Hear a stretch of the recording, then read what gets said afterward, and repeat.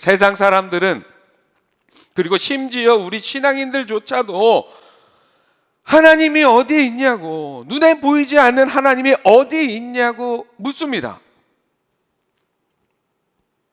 하지만 실상 우리는 하나님을 볼 수 없습니다. 하나님을 볼 수 없는 것은 너무도 당연한 일입니다. 화가가 그림을 그리면 화가의 실존은 그림의 일부가 되지 않습니다. 그림과 화가는 별개의 존재입니다. 화가가 그림을 그렸다고 해서 화가가 그 그림의 일부가 되는 건 아니에요. 그림에서 그림을 그리는 화가를 직접 볼 수는 없습니다. 그러나 그 작품을 그린 작가의 존재는 분명하다는 것을 우리가 알 수 있죠. 누군가 그렸으니까 그 그림이 있는 거잖아요. 그리고 우리는 직접 그 그림을 통해 화가를 직접 볼 수는 없지만 그 작품을 보며 그 작품에 담겨 있는 화가의 흔적을 발견할 수 있습니다. 그 화가만의 놀라운 붓의 터치, 그 그림을 그리는 양식과 기법, 세상을 보는 시각, 시대를 담은 감각 등을 통해서 우리는 화가를, 그 작가를 발견할 수 있어요.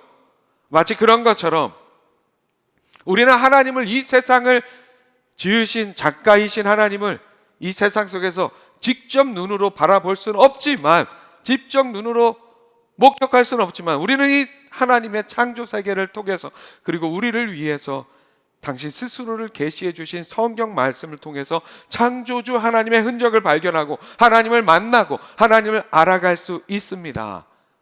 동의하시죠, 여러분? 오늘 함께 나누는 본문에는 그렇게 우리 삶에 흔적을 남겨주시는, 그것도 지워지지 않는 중요한 흔적을 남겨주시는 예수님의 이야기가 등장합니다. 그 흔적을 통해서 우리가 계속해서 예수님을 만나고 하나님의 사랑을 깨달을 수 있도록 사랑의 흔적을 남겨주시는 말씀이 기록되어 있습니다. 오늘 말씀을 통해서 그 흔적, 지워지지 않는 흔적을 남겨주시는 그 하나님 아버지의 예수 그리스도의 영적 교훈과 은혜를 함께 나누는 이 시간이 될 수 있기를 소망합니다. 화면 보시고 함께 읽어봅니다. 시작. 이 세상에 지워지지 않는 하나님의 흔적, 예수 그리스도입니다. 아멘. 말씀드린 것처럼 우리는 이 세상 속에서 하나님을 직접 우리의 눈으로 볼 수 없습니다. 오늘 예배하는 분들 중에 혹시라도 나는 하나님을 직접 눈으로 보았습니다, 내 눈으로 직접 만났습니다, 그런 분이 있으시다면 예배 끝나고 조용히 목양실로 오세요. 저하고 좀 상담을 하셔야 합니다. 그러나 하나님께서는 당신 자신을 우리가 다른 방법으로 볼 수 있도록 놀라운 은혜의 방법을 허락하셨습니다. 요한복음 1장 18절에서 이렇게 말씀하고 있습니다. 본래 하나님을 본 사람이 없으되 아버지 품속에 있는 독생하신 하나님이 나타내셨느니라. 아멘. 예수님께서는 하나님 아버지를 직접 보여달라는 제자 빌립의 요구에 이렇게 말씀하셨습니다. 예수께서 이르시되 빌립아, 내가 이렇게 오래 너희와 함께 있으되 너가 나를 알지 못하느냐? 나를 본 자는 아버지를 보았거늘 어찌하여 아버지를 보이라 하느냐?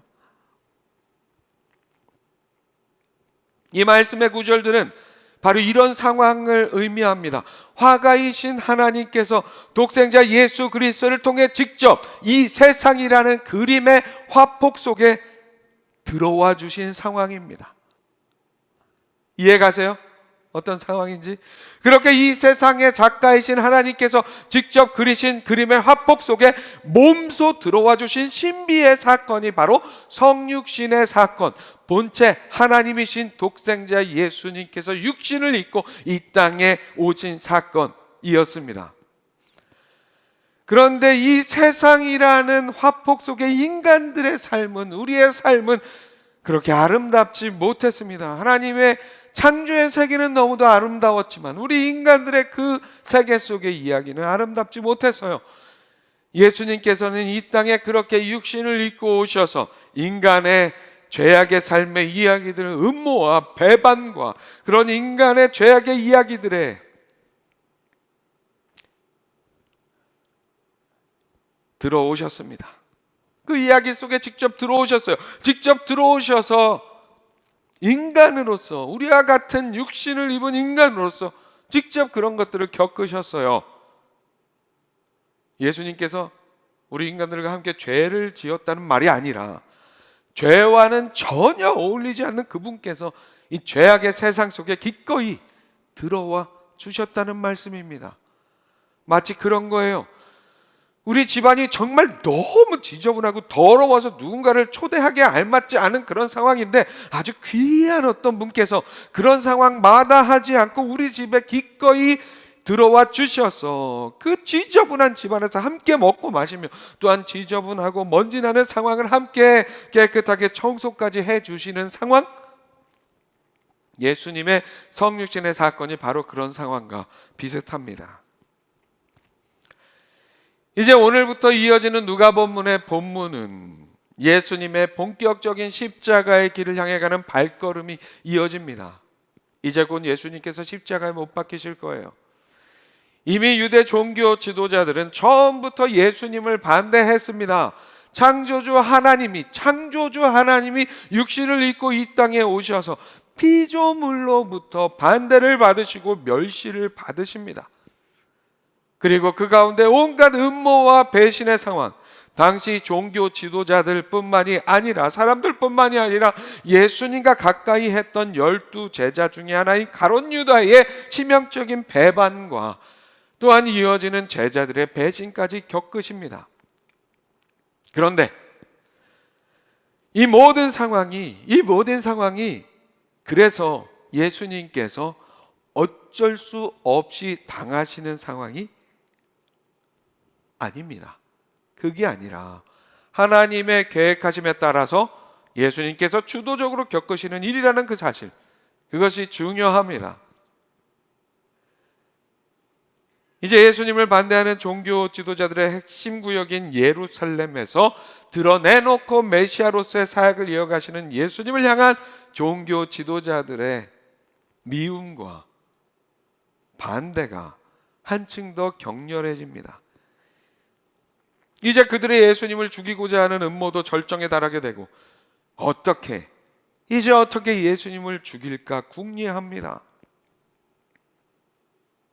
22장 1절과 2절에서 이렇게 말씀합니다. 유월절이라 하는 무교절이 다가오매 대제사장들과 서기관들이 예수를 무슨 방도로 죽일까 궁리하니 이는 그들이 백성을 두려워함이더라. 무슨 방도로 죽일까, 예수님을 무슨 방도로 죽일까 궁리를 했던 이유는 이들이 백성들의 소요를 두려워했기 때문입니다. 예수님을 따르는 백성들의 소요를 두려워했기 때문이에요. 이미 예수님을 따르는 자들이 너무 많은지라 섣불리 예수님을 잡아들이거나 죽이려 들면 예수님을 따르는 군중들이 들고 일어날 수 있는 상황이라 두려웠습니다. 특별히 말씀의 이 시점이 유월절이라는 무교절이 다가오는 시기라고 말씀하고 있습니다. 12살 이상의 모든 유대인 남자들은 유월절이 되면 의무적으로 예루살렘으로 모여 절기를 지냈습니다. 유월절은 하나님께서 이스라엘 백성을 출애굽시키신 날 애굽에 내리셨던 마지막 재앙과 관련된 절기이죠. 유대인들이 애굽을 떠날 준비를 한 출애굽 사건 그 직전에 하나님께서는 그들에게 어린 양을 잡아 문설주와 임방에, 쉽게 말해 모든 문틀에 그 어린 양의 피를 바르라고, 그 양의 피를 바르라고 명령하셨습니다. 그렇게 애굽의 모든 장자들이 죽어나가는 10번째 애굽 땅에 내려진 재앙 중에 하나님의 말씀에 순종하여 양의 피가 묻어있는, 어린 양의 피가 묻어있는 집은 애굽에 내려진 그 장자가 죽어나가는 재앙에서 열외가 되었습니다. 그렇게 재앙이 넘어갔다고 해서 유월절, 넘어갔다고 하는 유월절이라는 이름이 되었죠. 이 유월절은 바로 7일간의 무교절로 이어집니다. 유월절은 하룻밤 한 끼 식사의 기념무식으로 끝나게 되고 바로 이어서 무교절이라는 축제 절기가 일주일간 이어졌습니다.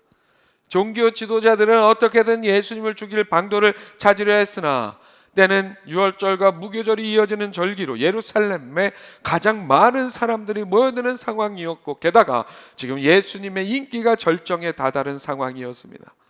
그래서 사실 이들은 예수님을 죽이기로 이미 다 결심을 했지만 백성들의 폭동이 두려워 무슨 방법이 없을까 고민할 수밖에 없었습니다. 그래서 이들이 결정한 일은 무엇이었냐면, 이 유월절과 무교절이 다 지나 백성들이 많이 모이지 않을 때, 백성들이 어떤 폭동을 소요를 일으키지 않을 것 같은 상황이 될 때 예수를 잡아 죽이자는 음모였습니다. 그러나 그것은 그들의 생각이었고 그들의 계획이었습니다. 하나님의 계획은 그들의 생각과 그들의 계획과 달랐습니다. 이미 예수님의 죽음은 출애굽기의 유월절 어린 양의 사건으로 예표되었고, 하나님은 그 사건이 예표하는 그 역사로서 새로운 영적 출애굽을 위한 유월절 어린 양으로서의 예수님의 죽음을 준비하십니다. 그래서 유월절이어야 했고, 예수님은 제자들과 함께하는 이 땅에서의 마지막 유월절 식사를 통해 자신의 죽음을 대비하여 제자들을 준비시키십니다. 이렇게 예수님의 십자가 사건은 겉으로 보기에는 종교 지도자들의 계획과 사탄의 꼬임에 넘어가 예수를 팔아넘긴 가룟 유다에 의해서 주도적으로 이루어지는 것 같아 보이지만 실상은 그렇지 않다는 것입니다. 하나님께서, 우리를 사랑하시는 하나님께서 우리를 위하여, 우리를 구속하기 위하여 주도적으로 이루어지는 역사였습니다. 왜 그렇게 하셨습니까? 하나님께서 우리를 사랑하시기 때문입니다. 결국 그렇게 십자가를 향한 하나님의 주도적인 계획이 하나하나 이루어져 가고, 예수님 또한 그렇게 우리를 향한 사랑으로 기꺼이 순종하여 그 십자가의 길을 걸으셨습니다. 그렇게 하나님은 이 땅에 당신의 독생자를 이 땅에 보내셨고, 육신을 입고 이 땅에 오신 하나님의 아들 예수 그리스도를 통해 우리는 하나님을 볼 수 있게 되었습니다. 그분을 통해 하나님이 어떤 분이신지, 우리를 어떻게 사랑하시는 분이신지를 알게 되었습니다. 그렇게 하나님 아버지께서는 우리 인생들을 향한 당신의 절절한 사랑, 그 사랑의 흔적을 이 땅에 보내신 예수 그리스도를 통해 남겨주셨습니다. 사랑하는 여러분, 그 하나님의 절절한 사랑의 흔적인 예수 그리스도를 통해서 온전히 하나님을 만나는 우리 모두가 될 수 있기를 주님의 이름으로 축복합니다. 그렇게 하나님의 사랑의 흔적, 지워지지 않는 흔적으로 예수 그리스도를 이 땅에 보내주셨습니다. 화면 보시고 다시 한번 함께 읽습니다. 시작. 우리 삶에 지워지지 않는 예수 그리스도의 흔적, 주님의 몸과 피입니다.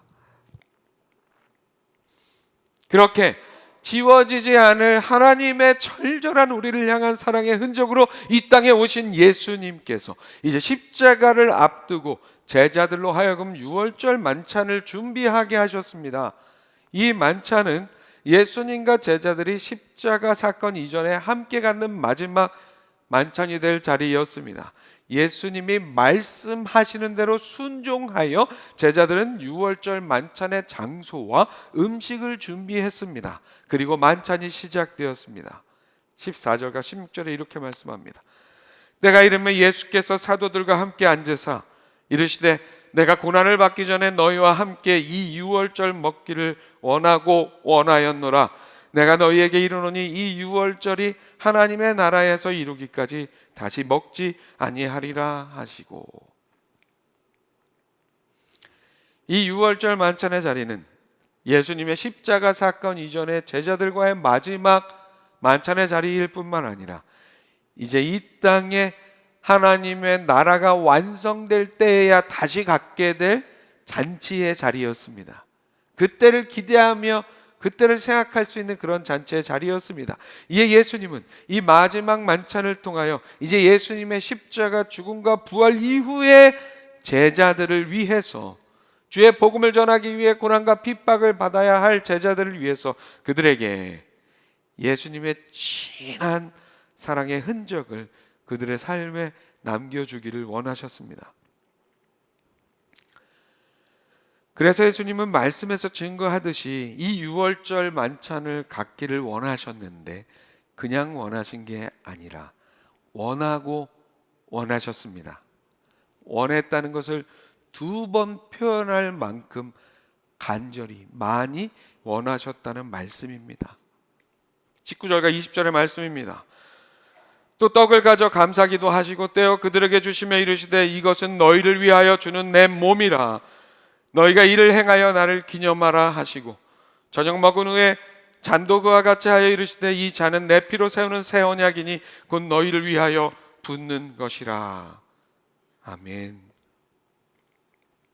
예수님은 출애굽 때의 유월절 양이 예표했던 그 대상이요 그 실체이셨습니다. 또 예수님의 십자가를 통한 구속의 사건은 유월절이 기념하는 출애굽 사건이 예표했던 그 대상이요 그 실체였습니다. 이제 그 실체요 그 구속의 역사를 이루시는 예수님께서 이 역사의 예표에 불과한 유월절 만찬의 법은 이제 끝내십니다. 그리고 예수님의 십자가의 구속의 사건의 그 실체를 기념하는 성만찬의 법을 새롭게 제정해 주십니다.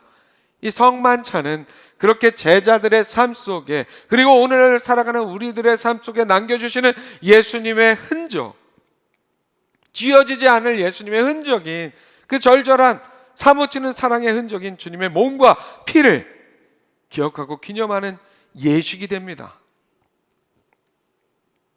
이 성만찬의 제정을 통해서 이제 구원의 복음이 유대인들의 절기였던 유월절을 넘어서서 예수 그리스도를 믿는 이방인을 포함한 모든 이들에게 적용됩니다.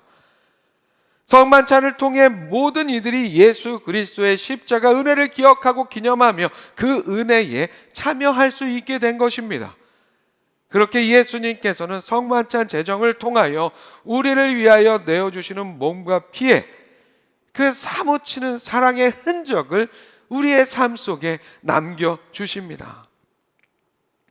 이 세상에 남겨지는 그 어떤 무엇의 흔적이 우리를 위해 생명을 내어주신 하나님의 아들 예수 그리스도의 그 몸과 피라는 그 사무치는 사랑의 흔적보다 더 위대한 사랑의 흔적이 될 수 있을까요?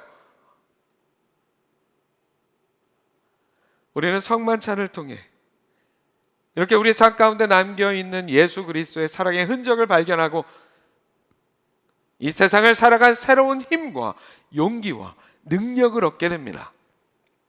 여러분, 몸과 피를 나눈다는 것은 그런 관계를 의미하잖아요. 예수님과 우리의 관계를 의미하고 그만큼 특별한 관계를 의미합니다. 그래서 우리가 진짜 피를 나누지 않았어도 뭔가 특별한 관계 안에 있을 때 우리는 피를 나눈 사이야 막 이렇게 얘기하잖아요. 초대교회 때와 우리나라 조선시대 선교 초기에도 이 몸과 피를, 살과 피를 먹고 마신다는 표현 때문에 오해를 사는 일들도 있었어요. 하지만 이는 그야말로 예수님의 사랑의 흔적을 상징한다는 것을 오늘의 우리는 너무도 잘 알고 있죠. 히브리어에서 살과 피, 몸과 피는 사람 전체를 의미합니다. 몸과 피를 먹고 마신다는 말은 그래서 그리스도를, 예수 그리스도를 믿음으로 온전히 받아들여서 온전한 관계 안에 거한다는 의미입니다. 사랑의 그 흔적을, 예수 그리스도의 그 사랑의 흔적을 내 온몸으로 받아내고 지켜내고 누리고 전하라는 의미입니다. 그래서 주님의 몸과 피를 함께 먹고 마시는, 그렇게 나누는 성만찬을 통해서 우리는 예수 그리스도의 우리의 삶을 향한 그 사무치는 사랑의 흔적을 통해서 우리는 축복을 누리고 그리스도의 임재를 경험하며 그리스도와 한 몸이 되고 또한 성만찬을 함께 나누는 우리 모두가 하나 되는 은혜의 경험을 하게 됩니다. 그래서 성경은 이 성만찬에 대해서 이렇게 말씀하고 있어요. 고린도전서의 말씀이에요. 우리가 축복하는 바 축복의 잔은 그리스도의 피에 참여함이 아니며 우리가 떼는 떡은 그리스도의 몸에 참여함이 아니냐. 떡이 하나요 많은 우리가 한 몸이니 이는 우리가 다 한 떡에 참여함이라. 아멘. 또 이렇게 말씀합니다. 요한복음에 내 살을 먹고 내 피를 마시는 자는 영생을 가졌고 마지막 날에 내가 그를 다시 살리리니 내 살은 참된 양식이요 내 피는 참된 음료로다. 내 살을 먹고 내 피를 마시는 자는 내 안에 거하고 나도 그의 안에 거하나니. 아멘. 사랑하는 여러분, 우리는 오늘 말씀을 통해서 성만찬의 의미, 예수 그리스도의 몸과 피의 의미를 다시 한번 제대로 깨달을 수 있어야 합니다. 성만찬은 주님께서 주시는 축복과 주님의 임재와 주님과 하나됨의 은혜를 경험하고 누리는 신비의 사건입니다.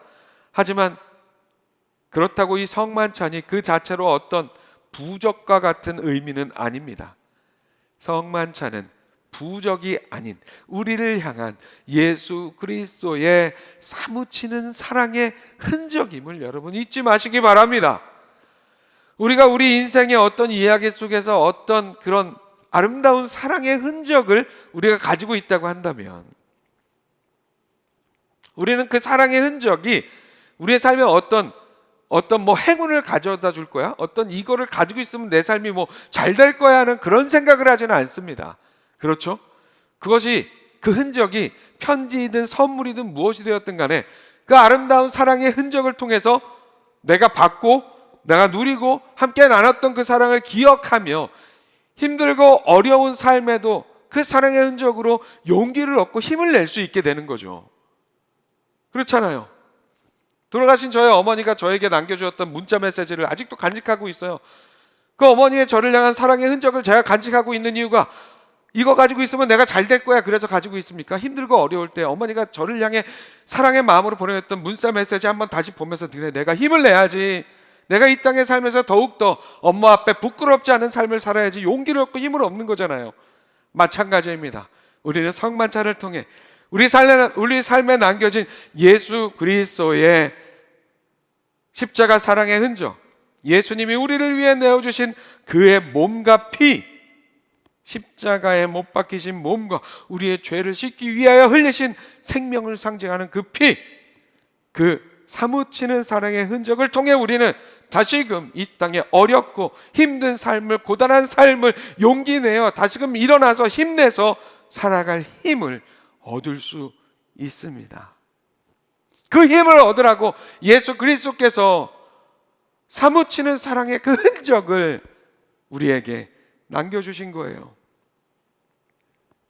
예수 그리스도의 몸과 피가 그렇게 우리를 사랑하신 예수 그리스도의 사랑의 흔적이라는 사실을 잘 깨닫고 기억하며 그 은혜로 그 사랑의 흔적으로 오늘 다시 한번 새 힘을 얻는 능히 승리하며 살아가는 우리의 신앙의 삶이 될 수 있기를 주님의 이름으로 축복합니다. 말씀을 마무리합니다. 오늘 본문 말씀 중심으로 이 땅에 하나님께서 우리를 위해 남겨놓으신 하나님 아버지의 절절한 사랑의 흔적인 예수 그리스도, 그리고 예수 그리스도께서 십자가의 길을 앞두고 제자들에게 성만찬을 제정하심으로 주님의 몸과 피로 제자들뿐만이 아니라 오늘의 우리의 삶에 사무치는 사랑의 흔적을 남겨주신, 지워지지 않는 흔적을 남겨주신 말씀의 이야기를 함께 나누었습니다. 오늘 말씀 기억하며 하나님께서 이 땅에 남겨주신 절절한 사랑의 흔적인 예수 그리스도를 통해서 온전히 하나님을 만나고 하나님을 바라보고 그 하나님을 섬기며 하나님과 함께하는 우리의 신앙의 삶이 될 수 있기를 소망합니다. 또한 예수 그리스도의 우리를 향한 사무치는 사랑의 흔적, 지워지지 않는 흔적, 주님께서 우리를 위해 내어주신 몸과 피, 그 사랑의 흔적으로, 그 사랑으로 힘들고 고단한 이 세상 속에서 새 힘과 용기, 능력과 새 희망을 갖는 우리 모두의 신앙의 삶이 될 수 있기를 주님의 이름으로 축원합니다.